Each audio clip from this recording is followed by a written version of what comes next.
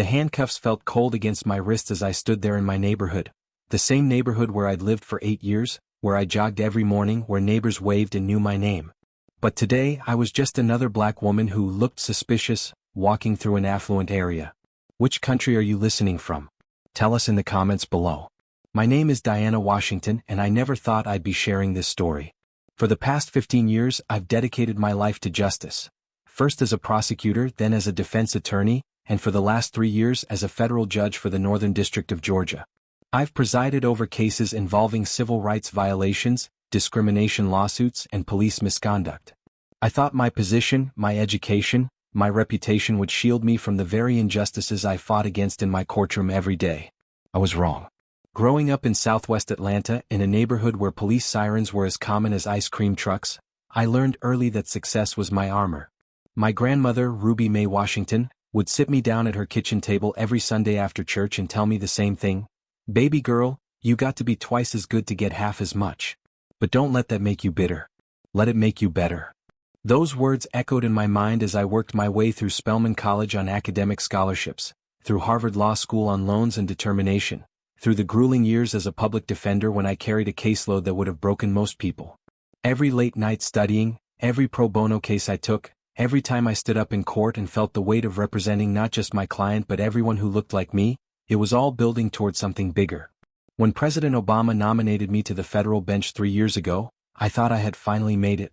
The Senate confirmation hearings were intense, with some senators questioning whether a woman from my background could be impartial, whether someone who had spent so much time defending the underprivileged could fairly judge cases involving law enforcement. But I had weathered their skepticism with grace and legal expertise that even my harshest critics couldn't deny.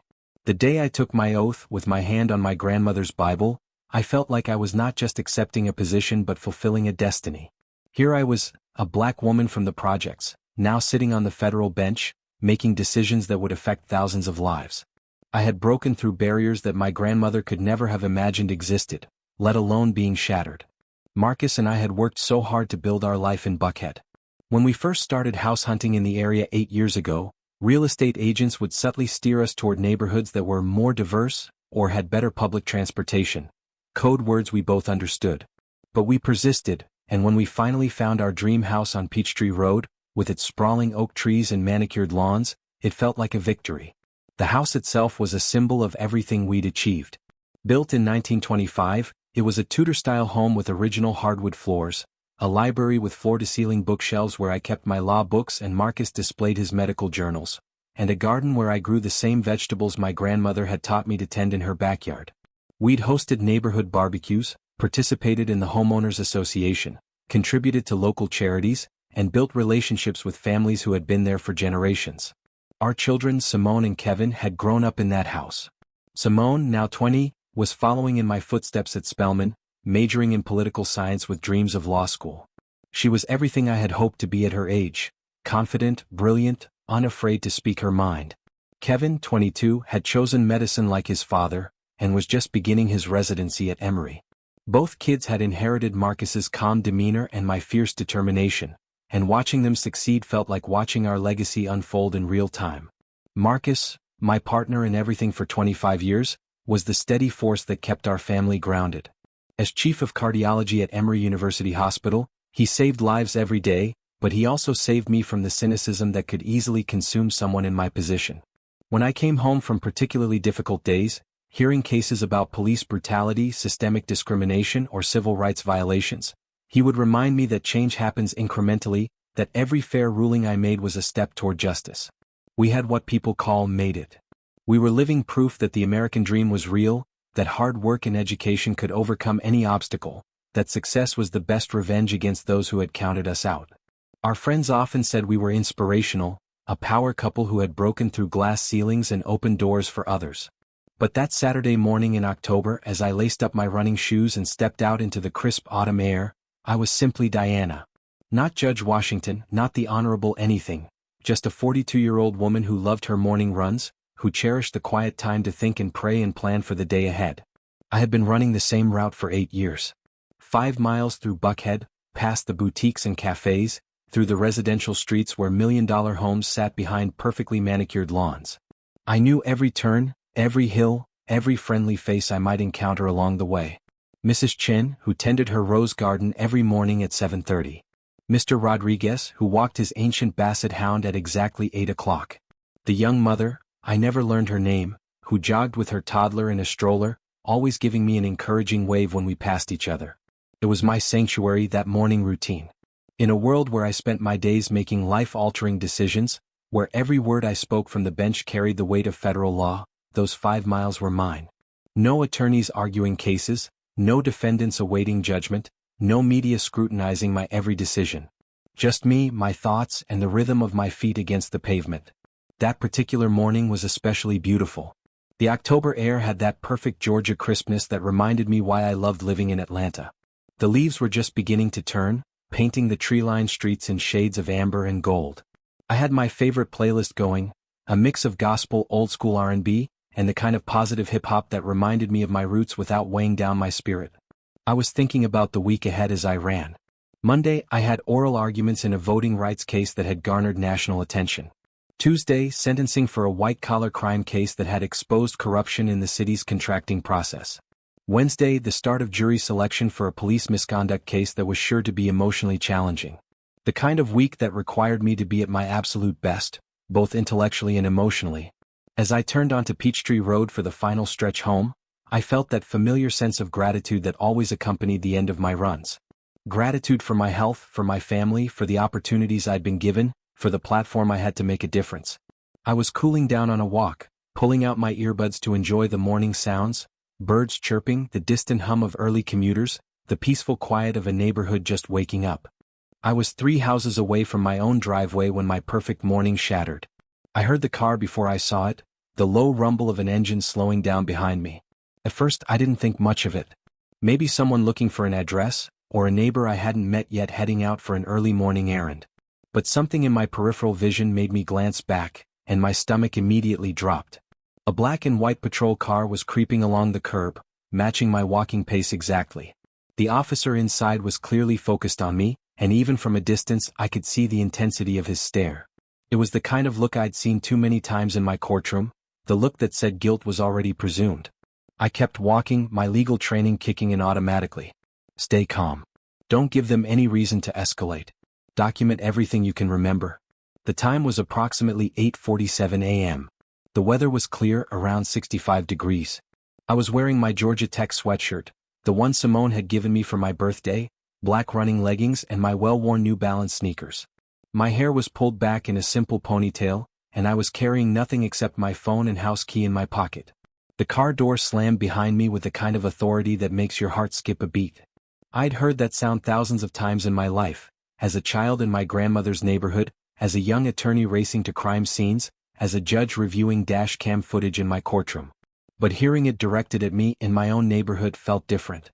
It felt personal and threatening in a way I'd never experienced before. "Excuse me, miss?" The voice was sharp, carrying the kind of authority that expected immediate compliance.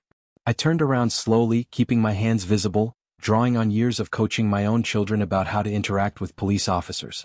The officer walking toward me was young, probably late 20s, with the kind of swagger that suggested he was still proving himself. He was white, average height, with short-cropped blonde hair and pale blue eyes that seemed to look right through me.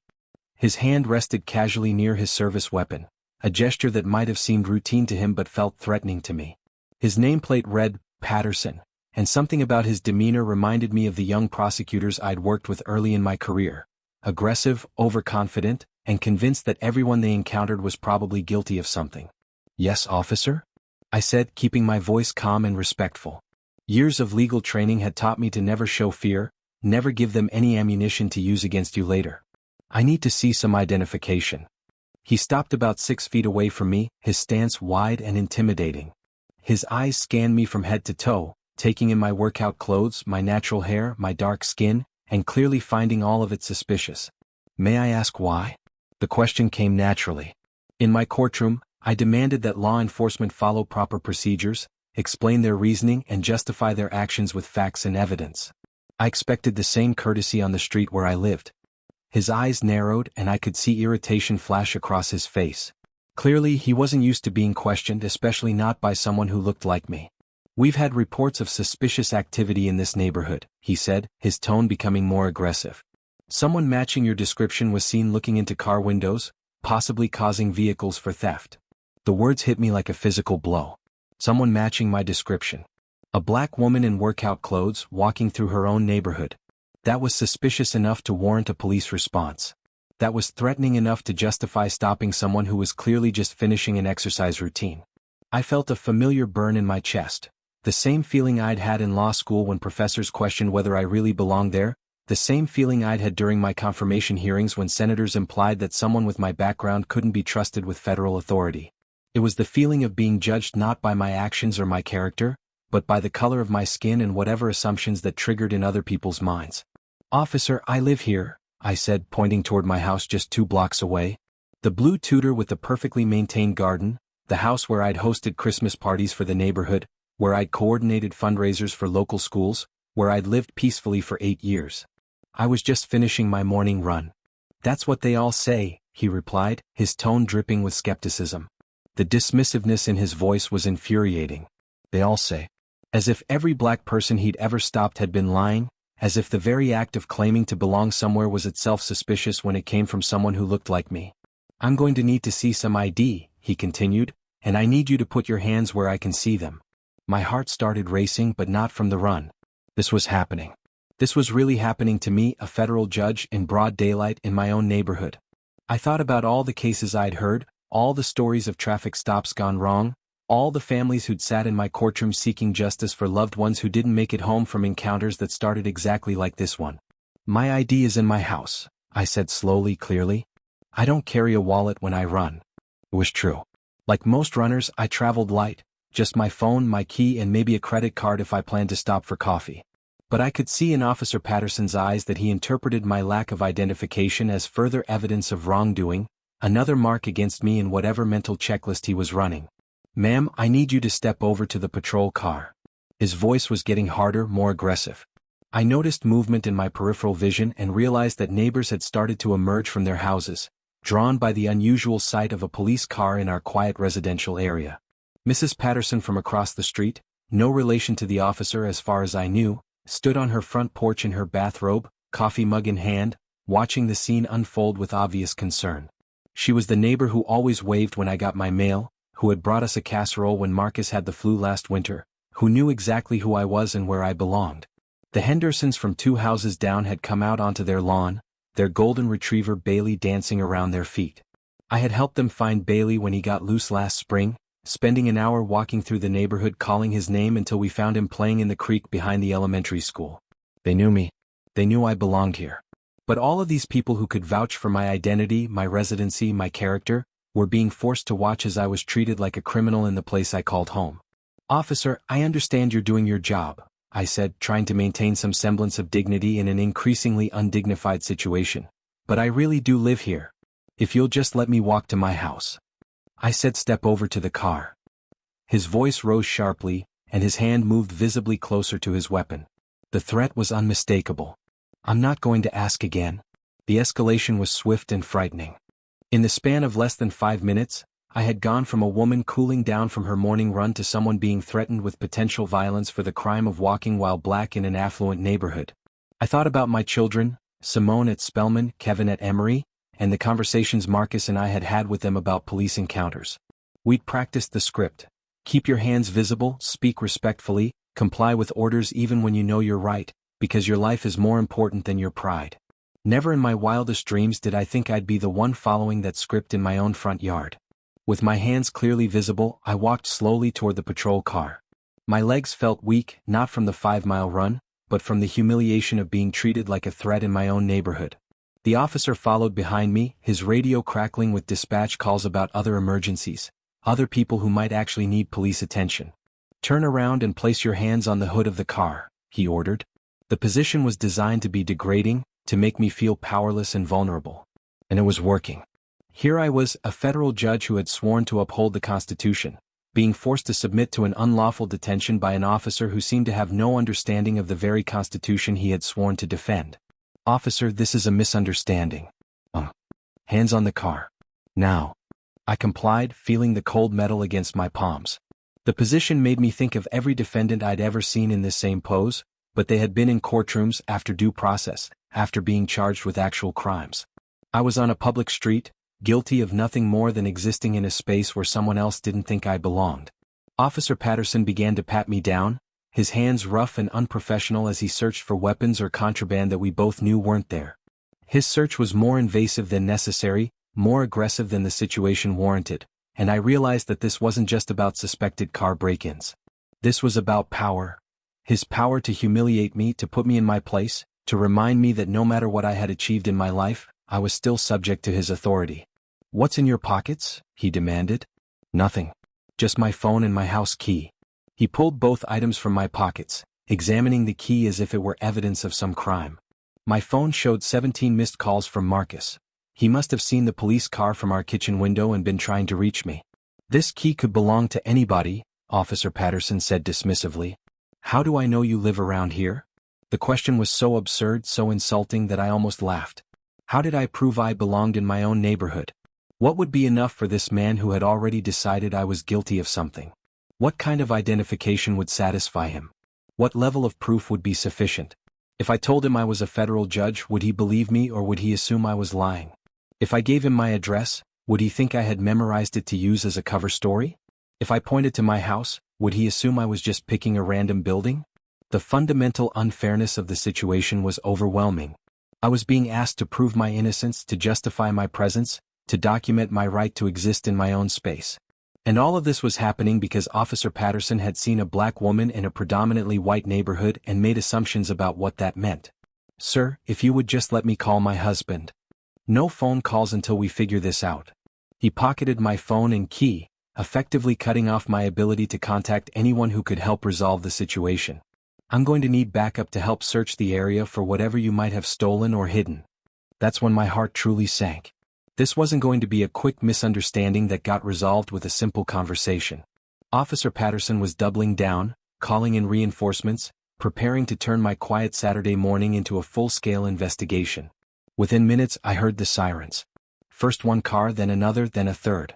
My peaceful residential street was being transformed into a crime scene, complete with flashing lights and multiple officers, all because a young cop had decided that a black woman in workout clothes was inherently suspicious.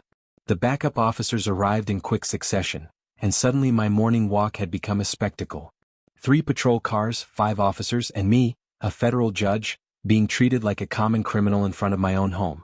The first backup officer was slightly older than Patterson, probably in his late 30s, with the kind of weathered face that suggested he'd seen enough real crime to recognize when he was looking at it. His nameplate read Williams, and I noticed immediately that he was black. The expression on his face as he took in the scene suggested he wasn't entirely comfortable with what he was seeing. The second backup officer was white, middle-aged, with sergeant's stripes on his uniform. He had silver hair and tired eyes that spoke of too many years dealing with situations that probably could have been handled better. His nameplate read Thompson, and he approached the scene with the cautious air of someone who knew that whatever was happening here had the potential to become a much bigger problem.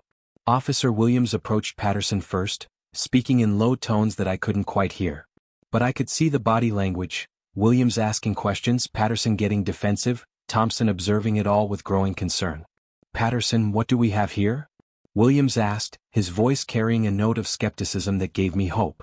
"Suspicious person walking through the neighborhood," Patterson replied, his chest puffed out with the confidence of someone who believed he was doing everything right. "Multiple reports of someone casing vehicles. She claims to live here but has no ID."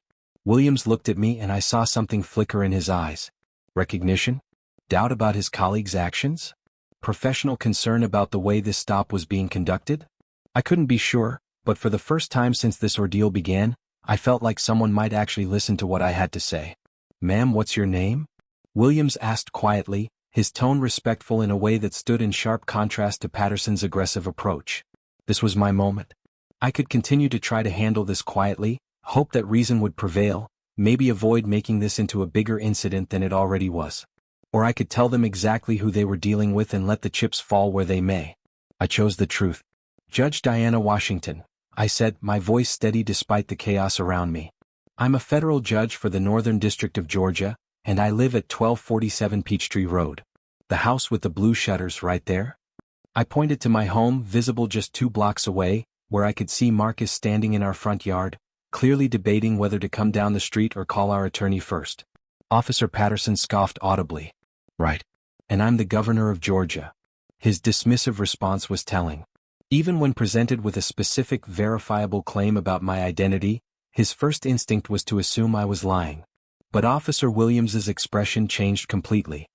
His eyes widened and he took a step back, suddenly seeing me not as a suspect but as someone he recognized. Judge Washington? Williams said, his voice filled with what sounded like horror. From the federal courthouse downtown? Yes, I said simply. The shift in energy was immediate and dramatic. Officer Williams looked mortified, Sergeant Thompson looked like he was calculating the political ramifications of what was happening, and Officer Patterson looked confused, then angry, then deeply worried. Judge Washington, Williams continued, his voice now filled with professional respect, I am so sorry. I've appeared in your courtroom. You presided over the Morrison civil rights case last year. He was right.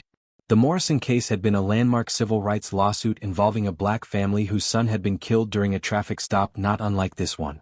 I had awarded the family $2.3 million in damages and had written a scathing opinion about the need for better police training and accountability.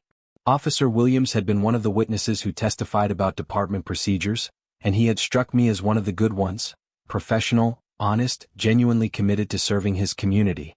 The irony was not lost on me that he was now witnessing me being subjected to the very kind of treatment that had led to the Morrison case in the first place.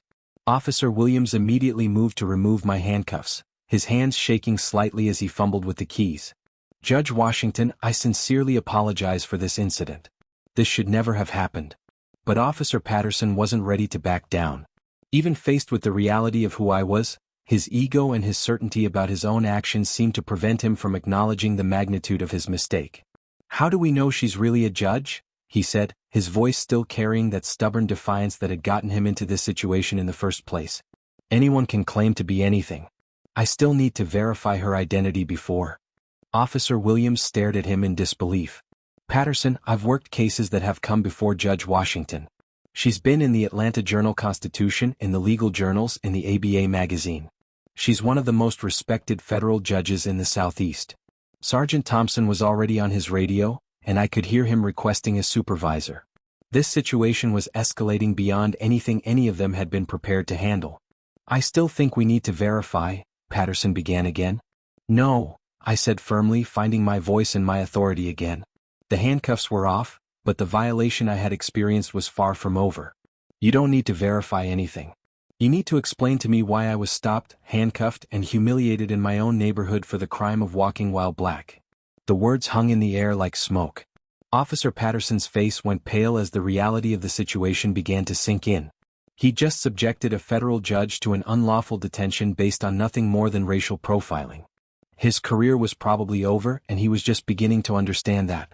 Officer Williams was shaking his head, muttering something under his breath that sounded like prayers or curses. I couldn't tell which. Sergeant Thompson looked like a man who had just realized his day had gone from routine to catastrophic in the span of 5 minutes. Judge Washington, Thompson said, approaching with obvious deference, I'm Sergeant Thompson, and I am deeply, deeply sorry for this incident. Can you tell me exactly what happened here? As I recounted the events, the initial stop, the aggressive questioning, the handcuffs, the search, I watched Officer Patterson shrink smaller and smaller. His initial confidence had evaporated, replaced by the dawning realization that he had potentially destroyed his career before it had really begun. But more than that, I could see him beginning to understand the deeper implications of what he had done. This wasn't just about stopping the wrong person or making a procedural error. This was about the fundamental assumptions he had made about who belonged where, about who deserved respect and who deserved suspicion. Judge, I need to ask, Sergeant Thompson said carefully, do you plan to file a formal complaint? The question hung between us like a sword. I looked around at the scene, the 3 patrol cars with their flashing lights, the neighbors still watching from their porches and front yards, the young officer who had treated me like a criminal just minutes before but was now facing the consequences of his actions. In my years on the bench, I had seen countless cases of police misconduct. I had awarded millions of dollars in damages to families whose loved ones had been killed or injured by officers who abused their power. I had sent bad cops to prison and had written opinions that had changed department policies across the region. But I had also worked with good officers. Men and women who understood that the badge came with responsibility, not just authority. Officers who saw the community as their partners, not their enemies. People like Officer Williams who had the courage to speak up when they saw something wrong.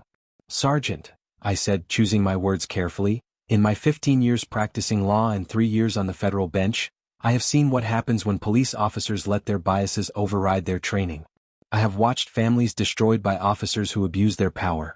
I have sent bad cops to prison and awarded millions of dollars in damages to their victims." Officer Patterson was visibly sweating now, and I could see him calculating the potential consequences of his actions. "But more than that," I continued, "I have also worked with good officers. Men and women who understand that the badge comes with responsibility, not just authority. Officers who see the community as their partners, not their enemies." I turned to face Officer Patterson directly. "The question isn't whether I'll file a complaint. The question is what you've learned from this experience, and what you're going to do differently going forward."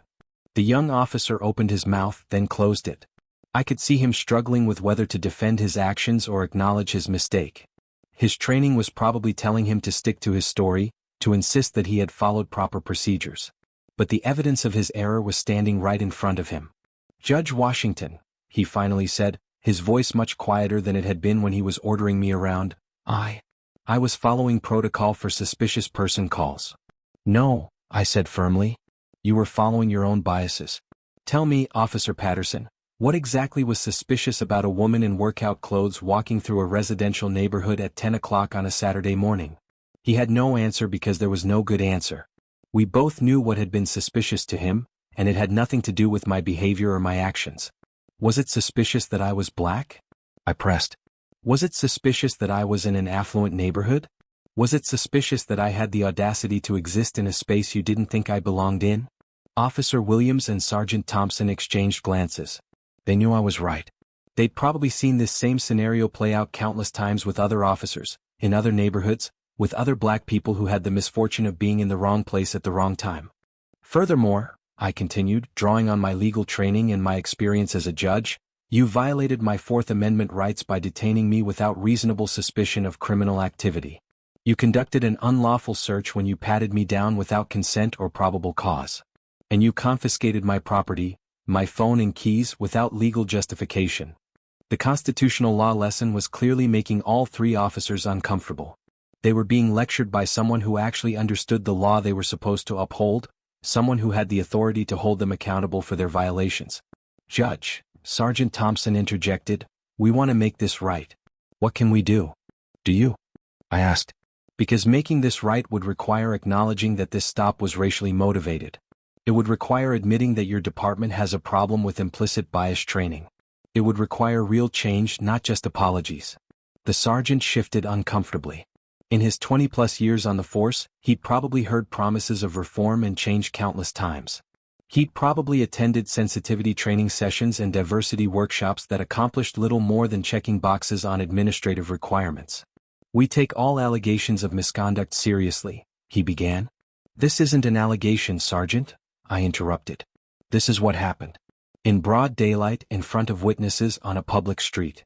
Your officer saw a black woman in a predominantly white neighborhood and assumed she was a criminal. That's not an allegation. That's a documented fact." By now more neighbors had gathered. Mrs. Patterson had come down from her porch and was standing at the edge of the group, still in her bathrobe but clearly concerned about what she was witnessing. The Hendersons had brought Bailey over, and the golden retriever was sitting patiently beside them, probably confused about why his morning walk had turned into a neighborhood gathering. I recognized most of the faces in the growing crowd, people I'd waved to for years, people whose holiday parties I'd attended, people who knew exactly who I was and where I lived. They were watching their neighbor, their federal judge neighbor, being forced to justify her presence in her own community. Mrs. Patterson approached the group first, her voice carrying the authority that came with being a longtime resident and a white woman of a certain age. "Excuse me, officers," she said, her tone polite but firm, "but Judge Washington lives right there in the blue house. She runs through the neighborhood every morning. I've lived here for 37 years, and I can tell you that this lady has been nothing but a wonderful neighbor. What exactly is going on here?" Her words carried weight precisely because she was white, elderly, and clearly a long-time resident.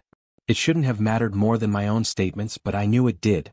In situations like this, validation from white neighbors could be the difference between being believed and being dismissed. Sergeant Thompson looked increasingly mortified. "Ma'am, there was a misunderstanding." "A misunderstanding?" Mrs. Patterson's voice rose, and I could hear genuine anger in it. "I've been watching from my window. I saw you handcuff her. Judge Washington, who has lived here for 8 years, who helped organize our neighborhood watch program, who brought us all flowers when my husband was in the hospital last year. What kind of misunderstanding requires handcuffs?" Other neighbors began speaking up, each adding their voice to what was becoming a chorus of support. The Hendersons confirmed my identity and my residency. A younger couple I didn't know well mentioned that they'd seen me running in the neighborhood countless times. Even teenagers who lived down the street spoke up about seeing me walking my grandmother when she visited from her assisted living facility. It was simultaneously vindicating and heartbreaking. I shouldn't have needed character witnesses to prove I belonged in my own neighborhood. I shouldn't have required a chorus of white voices to validate my right to exist in the space where I lived and paid taxes and contributed to the community. But Officer Patterson still wasn't entirely convinced he'd done anything wrong. Even faced with overwhelming evidence that he had made a mistake, his ego seemed to prevent him from fully acknowledging the scope of his error. "Look," he said, his defensive tone suggesting he felt like he was being unfairly attacked. "We had a call about suspicious activity. I responded appropriately to the information I had." "What information?" I asked sharply. "What specific information did you have that justified stopping me?" He hesitated, and I could see him realizing that his answer was going to reveal the weakness of his justification. The caller said, "They said there was a black female looking into car windows on Peachtree Road." "And where was I when you stopped me?" "You were walking on the sidewalk." "Walking on the sidewalk in workout clothes, clearly cooling down from a run. Not looking into car windows. Not carrying any stolen property. Not running from anything. Just walking." The flaw in his logic was becoming obvious to everyone present, including Patterson himself. "So you stopped me not because of what I was doing, but because of what someone who shared my race and gender had allegedly done somewhere else in the neighborhood?" Officer Patterson's face was red now, and I could see sweat beading on his forehead despite the cool morning air. "I was being proactive." "You were being racist." The words came out sharper than I'd intended, but I was tired of dancing around the truth. "You saw a black woman in a white neighborhood and decided she didn't belong. That's not proactive policing. That's racial profiling." The words hung in the air and I could see their impact on everyone present. Officer Williams looked ashamed, not for himself but for his profession. Sergeant Thompson looked like he was calculating the legal and political ramifications of what I'd just stated. And Officer Patterson looked like he was finally beginning to understand the magnitude of what he'd done. The tension in the air was thick enough to cut with a knife. I could see Sergeant Thompson calculating the political and legal ramifications of this incident. A federal judge unlawfully detained in front of multiple witnesses, in an affluent neighborhood full of voters and taxpayers. This was going to make headlines regardless of how it was handled from this point forward. But I wasn't interested in revenge or public humiliation, despite how I'd been treated. I was interested in something much more valuable and much more difficult to achieve: real change. I had spent my entire career fighting for justice, both in individual cases and in the broader system. I had seen too many situations where police misconduct resulted in lawsuits, settlements, and promises of reform that never materialized. I had watched officers get suspended with pay, transferred to other departments, or simply continue their careers with better lawyers and more careful report writing. This was different. This was an opportunity to create actual change, to turn a moment of injustice into a teaching moment, to use my unique position and experience to maybe prevent this from happening to someone else. "Officer Patterson," I said, my voice calmer now but still carrying the authority that came with years of legal experience, "how long have you been on the force?" 18 months, ma'am." "And in those 18 months, how many people have you stopped for looking suspicious?" He didn't answer, but his silence spoke volumes. I could see him beginning to think about his patterns, his assumptions, his decision-making process. "I'm going to make you an offer," I continued. "Instead of filing a formal complaint, instead of calling the media, instead of turning this into the career-ending disaster it could become, I want you to do something for me." All three officers looked surprised. They'd been preparing for a lawsuit, for internal affairs investigations, for the kind of bureaucratic nightmare that could derail careers and destroy reputations. They hadn't expected a teaching moment. "I want you to come to my courtroom next week. I'm hearing a case about police misconduct. A civil rights lawsuit filed by the family of a young black man who was killed during a traffic stop not unlike this one. I want you to sit in the gallery and listen to the testimony. I want you to see what happens when these encounters go wrong. Officer Patterson looked confused, like he couldn't understand why I would offer him education instead of punishment. Judge, I don't understand. I want you to understand that every person you stop is someone's child, someone's parent, someone's spouse, I interrupted. I want you to understand that the badge gives you power, and power without wisdom is dangerous. I want you to understand that your implicit biases aren't just personal failings, they're threats to public safety and constitutional rights. Sergeant Thompson was nodding slowly, and I could see him beginning to understand what I was proposing. Furthermore, I continued, I want Officer Patterson to participate in additional bias training. Not the standard 8-hour course that checks a box on a personnel file, but real, comprehensive training about the communities he serves. I want him to do ride-alongs with community liaisons in neighborhoods like the one where I grew up. I want him to understand the people he's sworn to protect and serve. The young officer looked like he wanted to object, but Sergeant Thompson cut him off with a look that made it clear this wasn't a negotiation. And finally, I said, I want a written report about the procedures that led to this stop. I want to know who called in the suspicious person report, what specific information they provided, and how that information was communicated to responding officers. Because if this was based on nothing more than black woman walking in white neighborhood, then we have a systemic problem that goes beyond one officer's poor judgment. It was then that Officer Williams spoke up, and his words surprised everyone, including his colleagues. Judge Washington, if I may, I think we do have a systemic problem. I've been on the force for 12 years and I've seen this pattern before. Good officers make bad stops because they're responding to calls that are really just about people's discomfort with seeing black folks in certain spaces. His honesty was refreshing and troubling at the same time. Here was a black officer acknowledging what everyone in the community knew but few people in law enforcement were willing to admit, that many police calls were really just expressions of racial anxiety rather than reports of actual criminal activity. That's exactly what I'm talking about, I said. This isn't just about Officer Patterson. This is about training, about culture, about the way we think about safety and suspicion and who belongs where. Sergeant Thompson was taking notes now, and I could see him trying to figure out how to turn this crisis into an opportunity for real improvement. Judge Washington, he said, would you be willing to work with us on developing better training protocols? Your perspective would be invaluable. It wasn't what I'd expected when I woke up that morning, but it felt right. Throughout my career, I had always believed that the law was most powerful when it was used to educate and reform, not just to punish. I'd be honored to help, I said. But I want real commitment to change, not just public relations damage control. You have my word, the sergeant said, and something in his tone made me believe he meant it. Officer Patterson finally spoke up again, and this time his voice was different. Quieter, less defensive, more genuinely uncertain. Judge Washington, he said, I owe you an apology. A real one. What I did was wrong and I'm sorry for the way I treated you. I studied his face, looking for sincerity behind the words.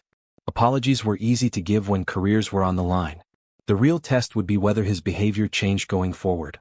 Officer Patterson, I said, apologies are just words unless they're followed by changed behavior. The question is whether you're genuinely sorry for what you did, or just sorry you got caught doing it to someone who could cause you problems. He was quiet for a long moment and I could see him struggling with the question. Finally, he spoke and for the first time his words sounded completely honest. Honestly? When I first got here I was sure I was right. I thought you were just trying to get out of trouble by claiming to be someone important. I've heard people claim to be doctors, lawyers, celebrities. People will say anything to avoid getting arrested. He paused, looking down at his hands.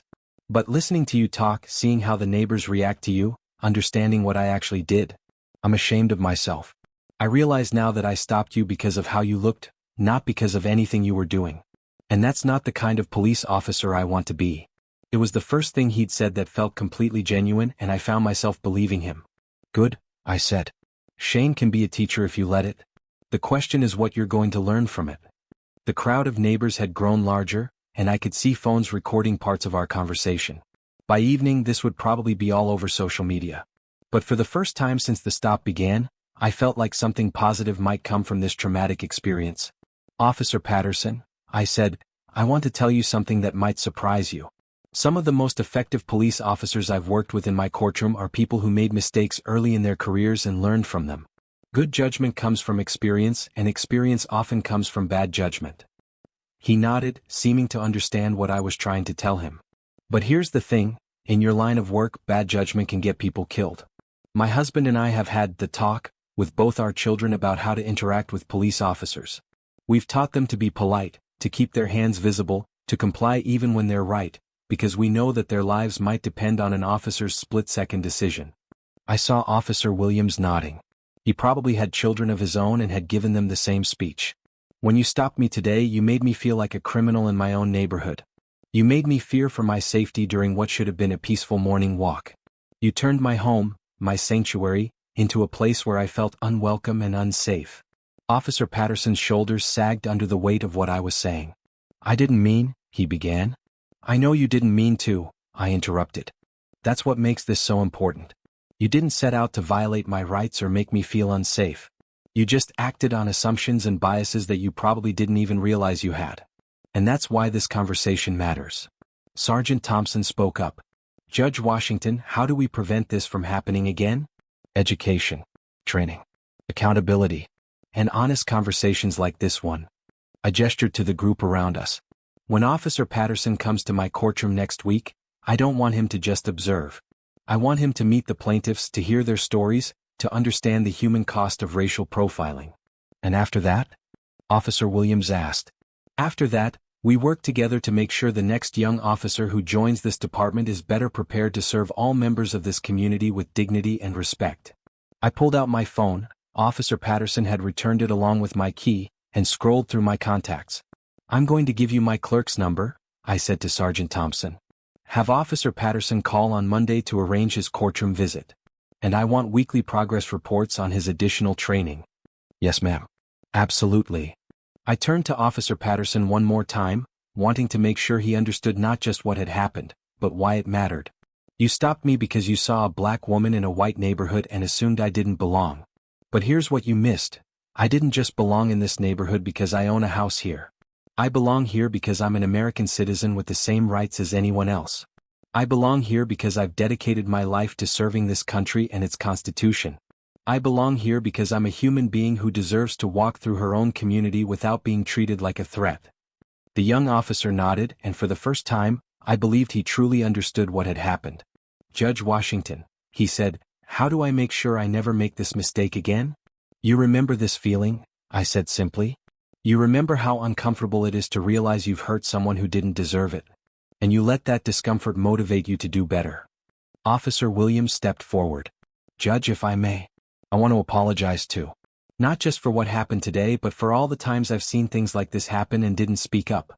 We have a responsibility to hold each other accountable, and I haven't always lived up to that.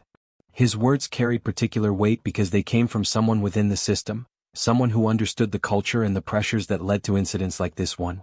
Officer Williams, I said, accountability isn't just about punishment. It's about creating an environment where good officers feel empowered to speak up when they see problems, where training is taken seriously, where the community and law enforcement work together as partners rather than adversaries.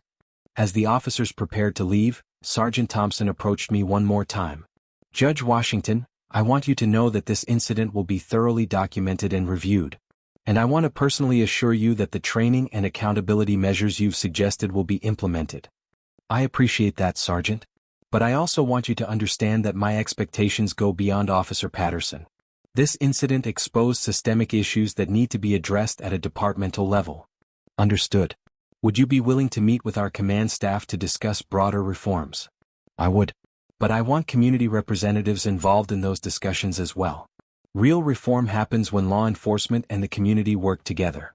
Mrs. Patterson approached me as the police cars finally prepared to leave. Judge Washington, I am so sorry this happened to you. Is there anything we as neighbors can do? I smiled at her, genuinely grateful for her support. You can remember that this is what racial profiling looks like. It's not always dramatic or violent. Sometimes it's just assumptions about who belongs where. And you can speak up when you see it happening, just like you did today. Other neighbors gathered around, offering support and expressing their outrage. It was gratifying but also bittersweet. I wondered how many other black people had been stopped in this neighborhood without the benefit of professional credentials and supportive white neighbors to vouch for them. The Hendersons approached Bailey, who had been patiently sitting through the entire encounter. "Judge Washington," Mr. Henderson said, "we've always been proud to have you as a neighbor, but today we're ashamed of how you were treated. Please know that you have our full support." Their words meant more than they probably realized. In moments like this, when your faith in humanity gets shaken, it's the ordinary kindness of good people that helps restore it. As the patrol cars finally drove away, I stood on the sidewalk for a moment, collecting my thoughts. My peaceful Saturday morning run had turned into an impromptu civil rights lesson, but maybe that was fitting. After all, the fight for equality had never been convenient or comfortable. I walked the final block to my house, where Marcus was waiting on the front porch with 2 cups of coffee and the worried expression of a man who had just watched his wife be handcuffed by police officers. He wrapped me in a hug without saying a word, and for a moment, I allowed myself to feel the full emotional impact of what had just happened. In his arms, I wasn't Judge Washington or a federal appointee or a symbol of success. I was just Diana, a woman who had been frightened and humiliated and who needed the comfort of someone who loved her. "You okay?" he asked quietly. "I will be," I said. "And hopefully so will Officer Patterson." Marcus pulled back to look at me. Only you would turn something like this into a teaching moment. What else was I supposed to do? File a lawsuit and move on? Let him get fired and pretend that solves the problem? We both know there are 100 other Officer Pattersons out there who need the same education. I know. I'm proud of you. But I'm also angry as hell that you had to go through this. So am I. But if my going through it prevents someone else from experiencing something worse, then maybe it was worth it. We sat on our front porch, drinking coffee and watching the neighborhood return to its normal Saturday morning routine. Children riding bikes, people walking dogs, families loading up cars for weekend activities. It looked peaceful and idyllic, just like it had when I left for my run 2 hours earlier. But something had changed. Not just for me but for everyone who had witnessed what happened. The illusion that success in education and professional status could completely protect someone from racial profiling had been shattered. The comfortable assumption that those things don't happen here had been proven false. Yet there was also hope. In Officer Patterson's willingness to learn, in Officer Williams's honesty about systemic problems, in Sergeant Thompson's commitment to reform. In neighbors who spoke up when they saw injustice, in a community that rallied around one of its own when she needed support. Change is slow and difficult, but it's possible. And sometimes it starts with one uncomfortable conversation on a Saturday morning, with one young officer who makes a mistake and gets the chance to learn from it, with one federal judge who chooses education over litigation. That evening, I sat in my study thinking about the events of the day. In the span of 2 hours, I had been transformed from a federal judge to a suspicious person and back again.